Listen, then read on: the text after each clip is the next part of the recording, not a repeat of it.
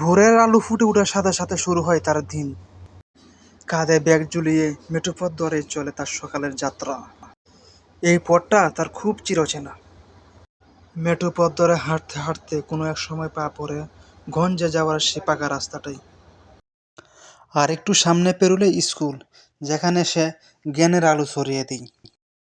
হ্যাঁ, উনিই সবার প্রিয় মুনা ম্যাডাম। স্কুলের সকল ছাত্রছাত্রীদের প্রিয় একজন শিক্ষিকা মুনা ম্যাডাম। কেবলমাত্র দায়িত্ব নয়, কর্তব্যবোধ থেকেও সে কখনো স্কুল মিস করে না। মুনা ম্যাডাম ছাত্রছাত্রীদের জন্য বিশেষ আন্তরিক একজন ম্যাডাম। পরম স্নেহ মমতা এবং ভালোবাসা দিয়ে সে ছাত্রছাত্রীদেরকে পড়ায়। ছাত্রছাত্রীরাও তার ক্লাসে বেশ আগ্রহ নিয়ে পড়াশোনা করে। একজন আদর্শ শিক্ষিকা বলতে যা বোঝায়, আমাদের এই মুনা ম্যাডাম তার ঠিক উদাহরণ। তার জন্য প্রতি বছর স্কুলের রেজাল্টও খুব ভালো হচ্ছে। মুনা ম্যাডাম এখন সকলের প্রশংসার পাত্র। ম্যাডাম একদিক থেকে যেমন দায়িত্বশীল, তেমনি কর্তব্যপরায়ণ। আজ সে যাচ্ছে সুমনদের বাড়িতে, কারণ সুমন 3 দিন যাবৎ স্কুলে আসে না।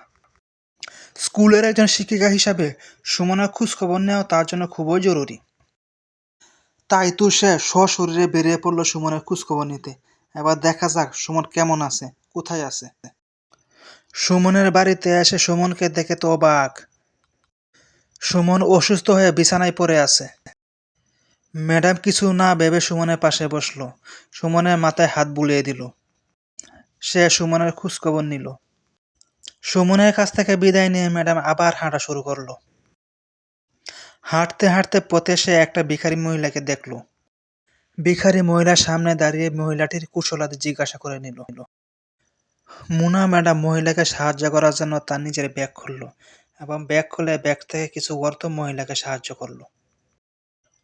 মহিলাকে সাহায্য করার পর সেখান থেকে সে বিদায় নিল এবং হাঁটা শুরু করলো। তাকে আরেক জায়গায় যেতে হবে।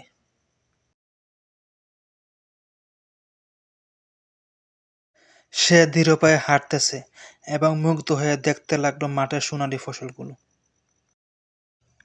হঠাৎ তার চোখে পড়ল তার এক ছাত্র তারই সামনে জমিতে কাজ করছে। মুনা ম্যাডামকে দেখে ছাত্রটি বসা থেকে উঠে দাঁড়িয়ে গেল এবং কিছু জিজ্ঞাসা করলো।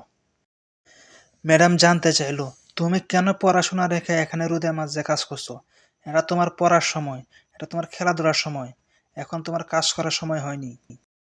ছেলেটি বলে, ম্যাডাম আপনিই তো বলেছেন পড়াশোনার পাশাপাশি বাবা মাকে সাহায্য করতে।